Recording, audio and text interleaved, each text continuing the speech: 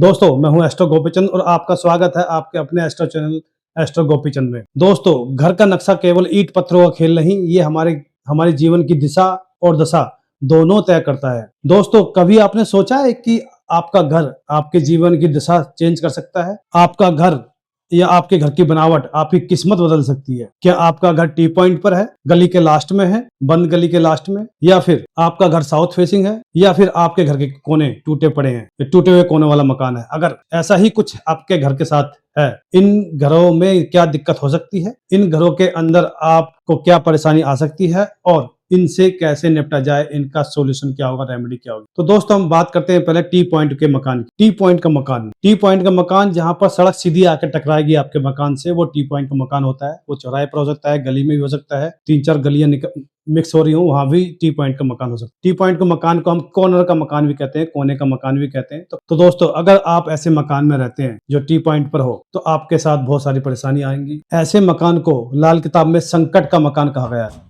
ऐसे मकान में रहने वाले लोगों के साथ अचानक दुर्घटना, कोर्ट कचहरी, लंबी बीमारी अचानक से और मेजर धन के लॉस आपको आए दिन देखने को मिल जाएंगे। टी पॉइंट के मकान में राहु और शनि की बुरी एनर्जी होती है, और जब भी और राहु शनि की एनर्जी मिलेगी आपको घर के अंदर, आपके साथ आए दिन कोई ना कोई नई दुर्घटना, एक्सीडेंटल बीमारी, लंबी चलने वाली बीमारी, कोर्ट कचहरी, ये लगा ही रहेगा। टी पॉइंट के जो मकान होंगे, उनके घर के अंदर नेगेटिव एनर्जी, नकारात्मक ऊर्जा डायरेक्ट एंटर करती है। वो नकारात्मक ऊर्जा क्या हो सकती है? बदबलाएं, किया कराया तंत्र, और इसमें शनि और राहु की स्पेशल भूमिका होती है। टी पॉइंट्स के मकान में जब भी किया कराया होगा, जब भी तंत्र होगा, या फिर निगेटिव एनर्जी आपके घर के अंदर होगी, तो आपकी कुंडली में शनि राहु बहुत ज्यादा खराब घरों में होंगे। अगर दोस्तों आपका घर टी पॉइंट पर है और आपको आए दिन परेशानियों का सामना करना पड़ रहा है, तो आप क्या रेमेडीज कर सकते हैं? आपने पंचमुखी हनुमान जी की तस्वीर घर के मेन गेट पर लगानी है। आपने एक गोल शीशा लेना है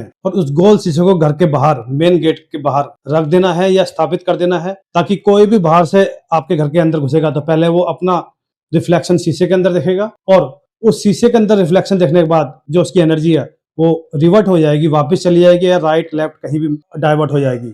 डायरेक्ट एनर्जी आपके घर के अंदर नहीं घुसेगी। तीसरा उपाय क्या करना है? आपने एक स्वास्तिक, ओम और त्रिशूल का एक यंत्र मिलता है, पीतल का, मेटल का, वो आपने लेना है और अपने मेन गेट के बाहर लगा देना है। अगर आप ये नहीं ले सकते हैं तो आप अपने लाल रंग की रोली से या सिंदूर से पहले स्वास्तिक बनाएंगे, फिर ओम बनाएंगे और फिर त्रिशूल बनाएंगे।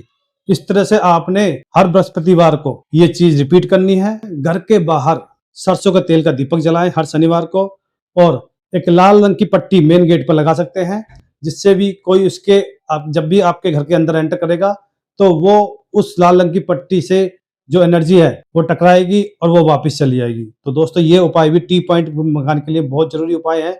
आप इन उपायों कीजिए और अपने टी पॉइंट के मकान पर, कोने के मकान पर जो परेशानी आ रही है वो ठीक हो जाएंगी। दोस्तों, अगले मकान की बात करते हैं, जो होता है बंद गली का मकान। अगर आप किसी गली के लास्ट में, जो गली एंड हो रही है, वो मकान आपका है, इस मकान में रहने वाले लोग शनि, चंद्रमा और केतु से संबंधित परेशानियां बहुत ज्यादा देखने को मिलती है। गली का लास्ट का मकान, जो बिल्कुल अंतिम मकान होता है गली के लास्ट में, और गली वहां बंद हो जाती है, ऐसे मकान बंद गली का मकान कहलाता है। ऐसे मकानों में बहुत अंधेरा रहता है। अंधेरा ज्यादा रहने की वजह से राहु केतु की नेगेटिव एनर्जी बहुत ज्यादा इन मकानों में मिलती है, और राहु केतु की नेगेटिव एनर्जी बहुत ज्यादा रहने वाले लोगों के लिए, इन घरों में रहने वाले लोगों के लिए परेशानी का कारण बनती है। इन घरों में ऊर्जा का प्रवाह रुक जाता है, नेगेटिव ऊर्जा बहुत ज्यादा डेवलप हो जाती है, और जो लोग बंद गली के मकान में रहते हैं उन लोगों को एक अकेलापन, एक प्रेशर, एंजाइटी बहुत ज्यादा फील होता है। पारिवारिक अलगाव, मानसिक परेशानियां बहुत ज्यादा देखने को मिलती हैं। लोग तरक्की के पास जाकर रुक जाते हैं, कोई अदृश्य शक्ति आपको रोक लेती है। अब परेशानी क्या आती है इन घरों में रहने वाले लोगों के साथ? लोग अक्सर बहुत बीमार रहने लगते हैं, मेहनत के बाद भी सफलता नहीं मिलती, बहुत ज्यादा मेहनत करनी पड़ती है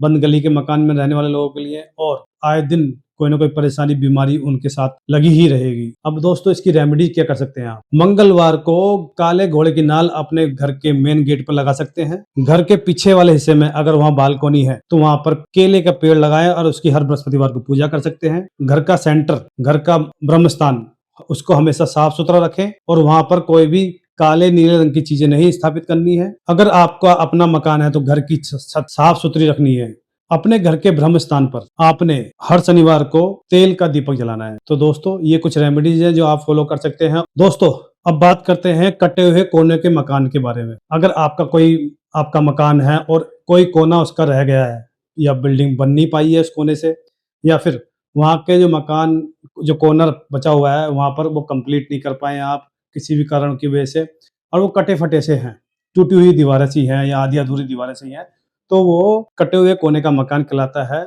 ये भी बहुत बड़ा वास्तु दोष है। इससे क्या परेशानी आ सकती है? तो दोस्तों कोने घर के एनर्जी को संतुलित करते हैं, बैलेंस करते हैं। अगर आपके घर के कोने अच्छे हैं, सुव्यवस्थित हैं, ठीक ठाक हैं, तो आपके घर की एनर्जी अच्छी रहेगी। अगर ये कोने टूटे हुए हैं तो आपके घर की एनर्जी बिगड़ी हुई रहेगी। जिन मकानों के कोने टूटे हुए होते हैं ऐसे घरों में शुक्र, राहु, मंगल की एनर्जी खराब हो जाती है और उसमें रहने वाले जितने भी लोग हैं, वैवाहिक जीवन, स्वास्थ्य, करियर प्रॉब्लम, जीवन में उतार चढ़ाव बहुत ज्यादा देखने को मिलता है अगर आप कटे हुए कोने वाले मकान में रहते हैं। दोस्तों घर के कोने आपकी घर की ऊर्जा को बांधते हैं और सही दिशा में प्रवाह करते हैं। अगर आपके घर के कोने कटे हुए हैं तो आपके घर की जो ऊर्जा है वो सही दिशा में प्रवाह नहीं होगी और आपके साथ आए दिन परेशानी आती रहेगी। दोस्तों स्पेशली साउथ वेस्ट या नॉर्थ ईस्ट का कोना कटा हुआ है, नॉर्थ ईस्ट का कोना बना हुआ नहीं है, तो बहुत ज्यादा दिक्कत आती है। अगर नॉर्थ ईस्ट का कोना कटा हुआ है तो वहां पर गुरु ग्रह के रिलेटेड बहुत ज्यादा परेशानी आपके जीवन में देखने को मिल सकती है। आपकी एजुकेशन ब्रेक हो सकती है, घर में कोई पढ़ाई में फेल हो सकता है, लाभ नहीं होगा आपको अपने काम में, या फिर क्या कहते हैं आपको सांस, अस्थमा, ये सब बीमारी देखने को मिल जाएगी। अगर आपका दक्षिण पश्चिम का कोना कटा हुआ है तो वहां पर एक पितृ दोष क्रिएट हो जाता है राहु और शनि का, और उससे आपके जीवन में आए दिन दुर्घटना, परेशानी, बचत नहीं होना, बिजनेस डाउन हो जाना, नजर दोष लग जाना, ये सब दिक्कतें आपके साथ हो सकती हैं अगर आपका ये वाला कोना कटा हुआ है। जो भी कटे हुए कोने हैं आपके घर के अंदर, वहां क्रिस्टल रखिए, पिरामिड रखिए। जो भी कटे हुए कोने हैं वहां पर चित्रकारी कर सकते हैं, अच्छी वाली पेंटिंग कर सकते हैं, और या फिर उन कोनों को आप ईंटों से बनवा सकते हैं और प्रॉपर बैलेंस जो दीवारों के बराबर है वहां तक ला सकते हैं। और घर में नियमित रूप से गंगा जल का छिड़काव करते रहिए। तो दोस्तों ये मैंने कुछ उपाय बताए कटे हुए कोने वाले मकान के बारे में। अगर आप ये करते हैं तो इससे बहुत फायदा आपको मिलता है। दोस्तों अब कुछ जरूरी बातें जो कि आप किसी भी घर में कर सकते हैं। वास्तु आपके घर का खराब है या आपके घर में नेगेटिव ऊर्जा आपको फील होती है तो आप ये कुछ रेमेडीज कर सकते हैं, इससे आपकी चीजें बहुत जल्दी ठीक होंगी। तो दोस्तों एक तो आपने सूर्य को जल देना है डेली, इससे आपके घर की एनर्जी बहुत अच्छी बैलेंस होती है। रात के वक्त झाड़ू घर के बाहर नहीं रखनी है, तुलसी के पौधे की पूजा करें, दीपक जलाएं, धूप दीप दिखाएं, घर में गंगा जल का छिड़काव करें हर संडे को। घर के अंदर बंद घड़ी, टूटा हुआ दर्पण, खोटे सिक्के, जंग लगा लोहा, ये सब चीजें नहीं होना चाहिए। घर में किसी भी तरह का कबाड़ नहीं होना चाहिए। अगर है तो आप उसे बाहर निकाल दें।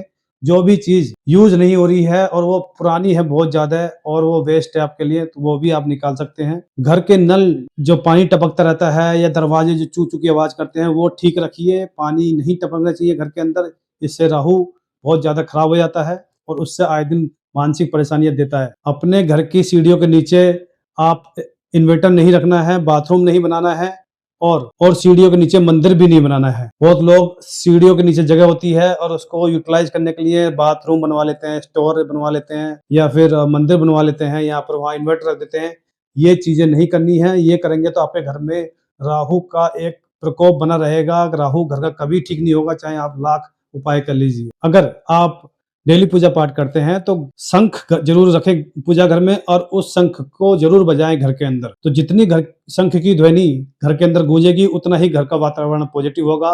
घर के अंदर जो आपके नेगेटिव एनर्जी है वो दूर हो जाएगी। मेन गेट को साफ सुथरा रखें। आपके घर का जो सेंटर पॉइंट है, जो ब्रह्म स्थान है, उसमें कोई भी भारी चीज नहीं रखनी है। वहां पर आपने साफ सुथरा रखना है। हर पूर्णिमा और अमावस को धूप दीप जरूर करनी है, और हो सके तो काले कीड़े को आपने काले तिल जरूर खिलाने। तो दोस्तों ये कुछ रेमेडी मैंने आपको बताई है। अगर आप ये फॉलो करते हैं तो आपके घर के वास्तु दोष को ठीक किया जा सकता है, और घर के वास्तु दोष की वजह से जो परेशानी आपको आ रही है, फेस करने को मिल रही है, वो भी ठीक हो सकती है। दोस्तों अगर आपको हमारा चैनल अच्छा लगता है, हमारी वीडियो अच्छी लगती है, लाइक और सब्सक्राइब कीजिए। अगर आपको अपनी कुंडली दिखानी है तो हमारे दिए गए नंबर पर कंसल्टेंसी ले सकते हैं। बहुत बहुत धन्यवाद। जय माता दी।